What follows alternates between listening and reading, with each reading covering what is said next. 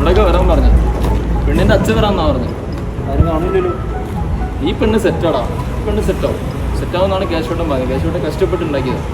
അല്ല, കഷ്ടപ്പെട്ട് കണ്ടുപിടിച്ച സെറ്റാക്കിയേ പറ്റും. ഹലോ, കാണാൻ വന്ന ആൾക്കാരല്ല? ആ അതെ അതെ. ആ വരി വരി വരി. അച്ഛനല്ലോ വയസ്സൊന്നുമില്ലല്ലോ. എന്റെ ഒരു ഷബീർ. ഞാൻ റോഷൻ.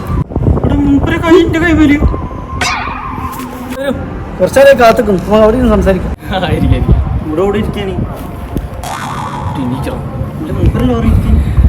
പറയാണ് ഞാൻ പൊന്നുപോലെ കൊണ്ടു നടക്കുന്നതാ. നിങ്ങളും അതന്നെ നോക്കിയാൽ മതി നന്നാക്കി.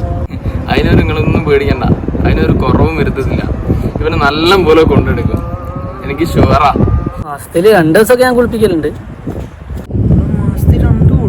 ഈ മാസത്തിൽ 1 പ്രാവശ്യമല്ലേ കുളിക്കലുള്ളൂ. 2 പ്രാവശ്യം കുളിപ്പിക്കലുണ്ട്. ബട്ടറോ സെറ്റാക്കാൻ നോക്കുക. അത് മതി, അത് മതി. ഓവർ വർക്കൊന്നും എടുപ്പിക്കില്ല. അതിപ്പോ അവന്റെ വീട്ടിലേക്ക് വന്നാലും ഓവർ വർക്കൊന്നും എടുക്കില്ല. അവരെ വീട്ടുകാർ തന്നെ എടുക്കുള്ളൂ.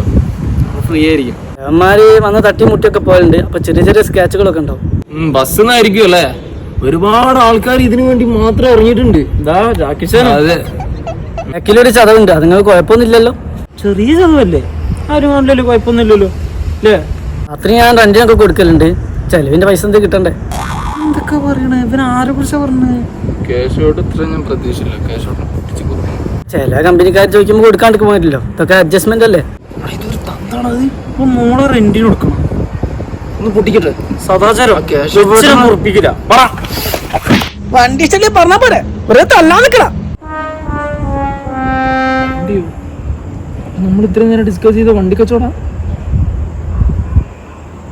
ഈ ഇയാളെ പറഞ്ഞ് മനസ്സിലാക്കി. ഞാൻ കേശവട്ടനായിട്ട് വരാം. അയ്യോ, ചെറിയൊരു കയ്യബദ്ധം. നാറ്റിക്കരുത്. ഞാൻ പെണ്ണ് കാണാൻ വേണ്ടി വന്നിരുന്നു.